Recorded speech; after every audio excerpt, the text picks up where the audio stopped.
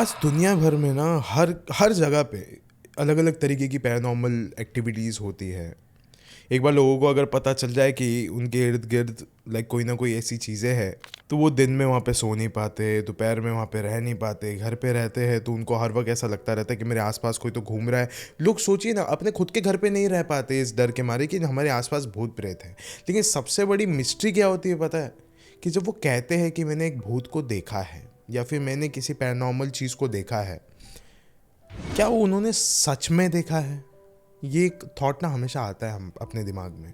देखो गाइज, आप सब लोग एक बात अच्छे से जानते हो कि हमारे ये जो अमान पारकर चैनल है, it is dedicated towards such horror and paranormal stuff. लेकिन गाइज, मैं आपको एक बात बताना चाहता हूँ कि साइंस और पैरानॉर्मल दुनिया के बीच में भी एक कॉलम आता है और उसको कहते हैं पैरासाइकोलॉजी। जिसका मतलब होता है गाइस कि मतलब जहाँ पे एक इंसान को भूत दिखता भी है और नहीं भी दिखता है, उसको कोई ना कोई साइकोलॉजिकल डिसऑर्डर होता है, but it also has like many parts of the paranormal world into it. देखो गाइस, अगर आपने पहले मेरे कोई वीडियो देखे रहेंगे जैसे कि भूल भुलैया या फिर नन टू, उसमें मैंने बहुत अच्छे से बात करी थी अबाउट कि कैसे एक पूरी कहानी में शुरुआत से लेकर अंत तक लोगों को लगता है कि it has something to do with paranormal, and at the end of the day पता चल जाता है कि उसको एक्चुअली कोई साइकोलॉजिकल डिसऑर्डर था। यही चीज़ के बारे में आज बात होने वाली है। So guys, welcome you guys in my new series जिसका नाम है the top 5 mysterious psychological disorders, like जिसमें आपको पता भी नहीं चलेगा कि क्या ये केस हमको पैरानॉर्मल तरीके से देखना चाहिए या फिर साइकोलॉजिकल तरीके से देखना चाहिए। आप खुद कंफ्यूज रहोगे, क्योंकि मैं जब गाइज इस पर रिसर्च करने बैठा था I was also very shocked कि मतलब ये लिटरली क्या है। लाइक मुझे भी थोड़ी देर के लिए शक होने लग गया था कि मतलब डज दैट एग्जिस्ट या वो एग्जिस्ट करता है, क्या पैरानॉर्मल दुनिया एग्जिस्ट करती है, साइकोलॉजिकल दुनिया एग्जिस्ट करती है। It is really very interesting. आपको पता चलेगा कि पैरासाइकोलॉजी में भी ऐसी बहुत सारी चीज़ें जिसको आप कभी भी अगर आप सुनने की कोशिश करोगे आधी रात में, आप रात भर सो नहीं पाओगे। सीरियसली आप नहीं सो पाओगे। सो गाइस, अब ये वीडियो शुरू करने से पहले ऐसे ही और horror, mysterious and historical videos देखने के लिए सब्सक्राइब कर दीजिए इस चैनल को। अब ये कहानी शुरू होती है। साल था 1974 जब कैलिफोर्निया के एक बुक स्टोर में बैरी टैफ और कैरी गेनर मौजूद थे, जो कि यूसीएलए के साइकोलॉजिकल डिपार्टमेंट में काम किया करते थे। एंड गाइस, वो उस समय ना बुक स्टोर में बैठ के लाइक बात कर रहे थे एक दूसरे से। एंड उनका मेन टॉपिक था हॉरर, कि मतलब कैसे आजकल हर कोई हॉरर किस्सों के बारे में बातचीत कर रहा है, किताबें पब्लिश कर रहा है वगैरह वगैरह। लेकिन उन दोनों का ये भी कहना था उस समय कि ऐसे बहुत सारे किस्से होते हैं जो कि सही नहीं होते, लाइक वो फेक होते हैं। एंड उस समय ना उनकी बातों के बीच में एक कोई तो था जो उनकी बातें सुन रहा था। एंड इसका नाम था डॉरिस। डॉरिस उनकी बातें सुन रही थी। एंड वो फिर ना उनके नज़दीक गई थोड़ा सा, एंड उनको कहा कि अगर तुमको असलियत में कोई पैरानॉर्मल चीज़ देखनी है तो आपको मेरे घर पे आना चाहिए। मेरे घर पे मैं इसलिए बुला रही हूँ क्योंकि मुझे ऐसा लगता है कि मैं ये वाली जो चीज़ जो हो रही है ना, ये जो पैरानॉर्मल एक्टिविटीज़ हो रही है मेरे घर पे, वो ना मैं अपने रिश्तेदारों को बता पा रही हूँ और ना पुलिस को बता पा रही हूँ। फिर मैं बोला चलो ठीक है। फिर बैरी ने कहा कि देखिए डॉरिस, हम पैरासाइकोलॉजिकल डिपार्टमेंट में काम करते हैं, लेकिन हम आपकी मदद भी ज़रूर कर सकते हैं। अगले ही दिन वो दोनों डॉरिस के घर पे चले गए। एंड देन जब वो उसके घर पे पहुंचे ना, तो वो जो डॉरिस थी वो अपने घर के बाहर ही खड़ी थी। उसका घर एकदम खंडर टाइप का था बहुत ज़्यादा। फिर डॉरिस ने बोला कि मैं एक सिंगल पेरेंट हूँ और मेरे साथ मेरे 4 बच्चे रहते हैं, एंड हमारी फाइनेंशियल स्टेटस इतना ज़्यादा अच्छा नहीं है, इसलिए हम लोग यहाँ पे रहते, इतने छोटे से खंडर टाइप के घर में रहते हैं। लेकिन शुरुआत में जब हम लोग यहाँ पे आए थे रहने के लिए तो सब कुछ एकदम सही था, लेकिन धीरे धीरे करके लाइक चीज़ें थोड़ी बिगड़ते गई। जब मैं आधी रात को सोती थी तो मुझे ऐसा लगता है कि 2 लोग आके मेरे हाथ और पैर पकड़ लेते हैं, तीसरा इंसान मेरे साथ गलत हरकतें करता है कुछ। एंड उसने कहा कि लाइक पहले पहले मुझे ऐसा लग रहा था ये मेरा वहम है, लेकिन बाद में जाके मुझे असलियत भी लग रही थी ये वाली चीज़। लेकिन अभी मैं ये सब कुछ सह नहीं सकती। उसने कहा कि अभी मुझसे हो ही नहीं रहा है बिल्कुल भी। 60 दिन से ये सारी चीज़ें हो रही हैं, अभी तो मेरे बेटे के साथ भी ये सारी चीज़ें होने लग गई है। उसको वो जो दोनों लोग 2-3 लोग हैं, वो लोग एक कमरे से उठा के दूसरे कमरे में उसको फेंक देते हैं। फिर उसने कहा कि हम अब और बर्दाश्त नहीं कर सकते ये सारी चीज़ों को। फिर कहीं से जो बैरी था वो अंदर गया कमरों के, उसने इधर उधर छानबीन किया। एंड उसको लाइक कुछ जगह से ना बहुत अलग सी स्मेल आ रही थी, ऐसा लग रहा था कि एक जानवर मरा है बहुत समय से एंड उसको ना हिला नहीं रहे कोई भी, लाइक उठा के कहीं पे बाहर नहीं फेंका एंड उसको घर पे ही सड़ने के लिए छोड़ दिया। एंड वहीं पे दूसरी तरफ जो कैरी था वो भी अलग अलग कमरों में जा रहा था एंड वो भी ना वहाँ पे जाके अलग अलग चीज़ें महसूस कर रहा था, कहीं पे उसको ठंड लग रहा था, कहीं पे उसको गर्म लग रहा था। तो गाइस वो दोनों फिर ना हॉल में जमा हो गए एंड उन्होंने अपने अपने एक्सपीरियंसेस बताए कि देख मेरे को इस जगह से बहुत ज़्यादा गंदी स्मेल आ रही है, उस जगह से मुझे ठंड लग रहा है, ऐसा वगैरह। फिर उन्होंने ना डॉरिस को पूछा क्या आपको भी ऐसा लगता है, आपको किसी किसी इलाके में ठंडा महसूस होता है, किसी इलाके में आपको गर्म महसूस होता है। तो डॉरिस ने भी बोला बिल्कुल वाकई में होता है मुझे महसूस, लेकिन आपको ये सब चीज़ों के बलबूते पे आपको कुछ भी किसी भी डिसीजन पे आने की ज़रूरत नहीं है, आपको कुछ समय और रुकना चाहिए, रात तक रुकना चाहिए, क्योंकि रात को ही आते हैं वो लोग और आप उनको देख तो नहीं सकोगे लेकिन आप उन्हें महसूस ज़रूर कर सकोगे। यहाँ पे कैरी और बैरी दोनों पैरा साइकोलॉजी डिपार्टमेंट में काम करते थे, तो फिर पैरा साइकोलॉजी है वो तो ऑफकोर्स उनकी एक साइंस की नज़रिया भी रहेगा ऑफकोर्स, और उनका था, और उसी नज़रिए से उन्होंने बोले कि चलो ठीक है हम लोग रात को भी यहाँ पे रुकते हैं एंड पता करते हैं कि क्या ये वाला घर सच में हॉन्टेड है या नहीं। गाइज अब ना रात हो चुकी थी एंड डॉरिस ने रात के बारे में ही बताया था कि रात को ही होगा जो भी होगा। तो फिर अभी डॉरिस, कैरी, बैरी ये तीनों अभी बाहर के हॉल में बैठे हुए थे।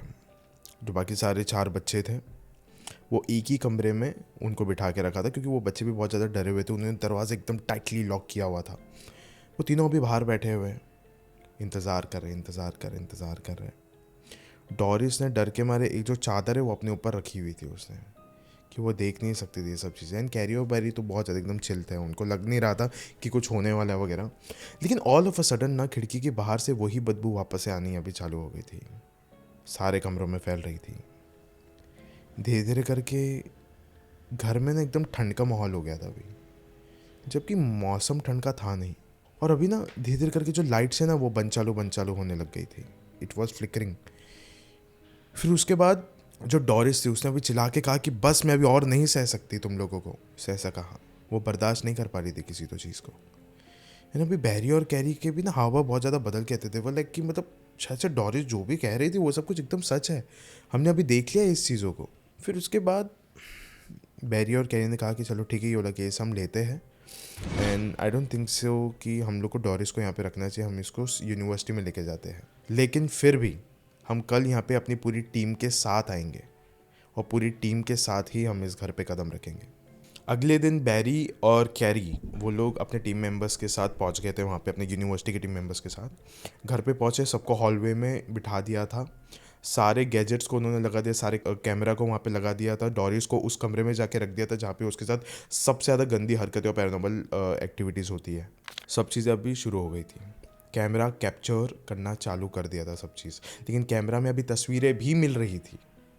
लाइक हर एक चीज़ अभी कैमरा में उन लोग को दिख रहा था कि मतलब या वाकई में यहाँ पे कुछ ना कुछ तो है। एंड गाइस उसके बाद उन्होंने ना लाइक कोई भी चीज़ वहाँ पे रोकी नहीं रोका उन्होंने। उसी कमरे में जाके उन्होंने अभी जो पैरानॉर्मल एंटिटीज़ होते हैं उनके साथ उन्होंने संपर्क करना अभी चालू कर दिया था।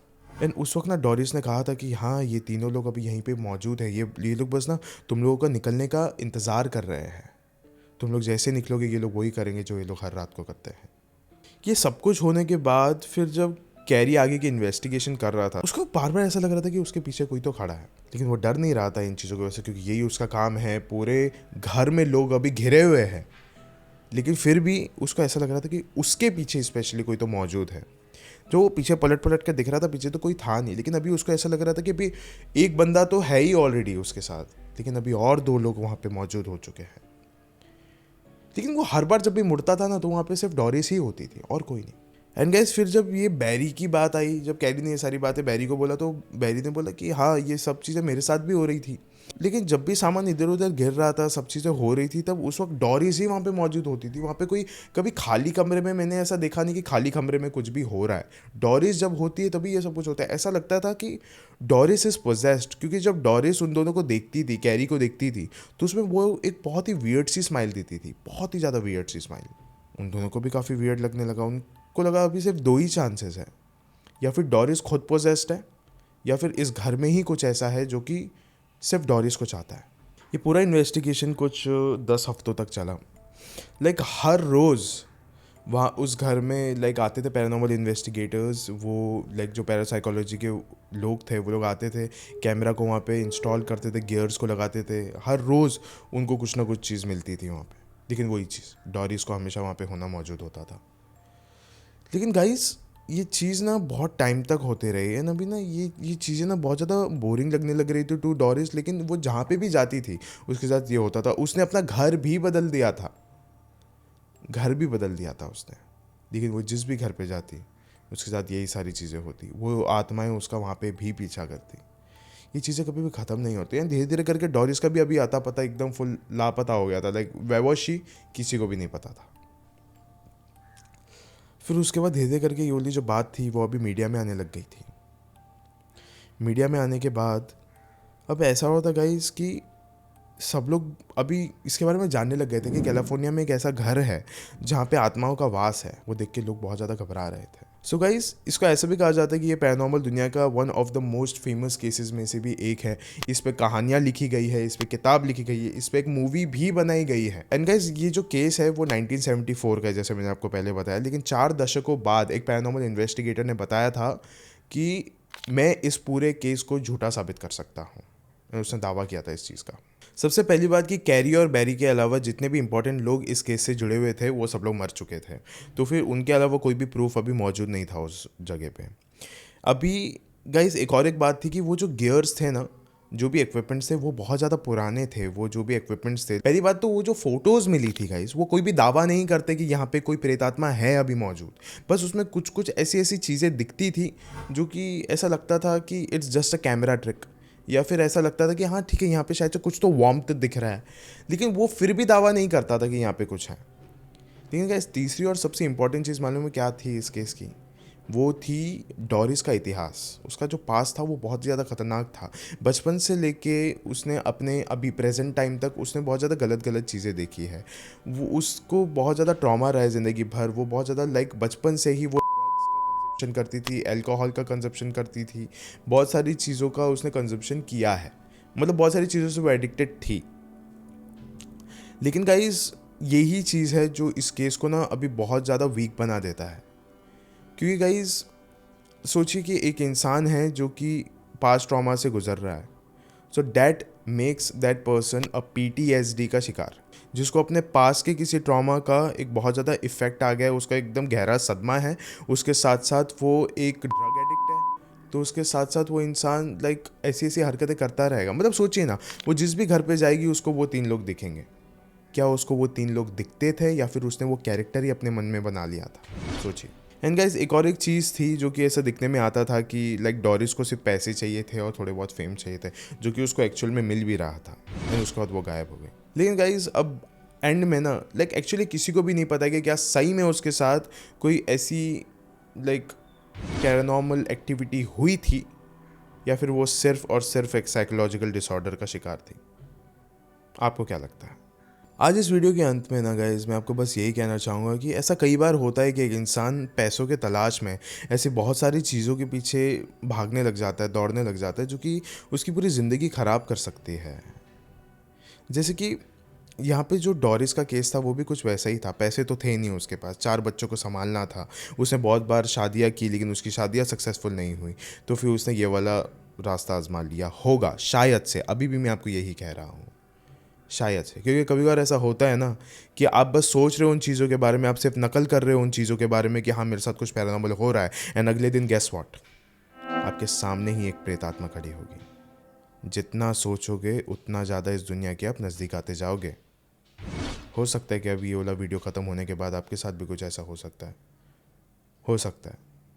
मिलते हैं अभी अगले एपिसोड में। शुक्रिया।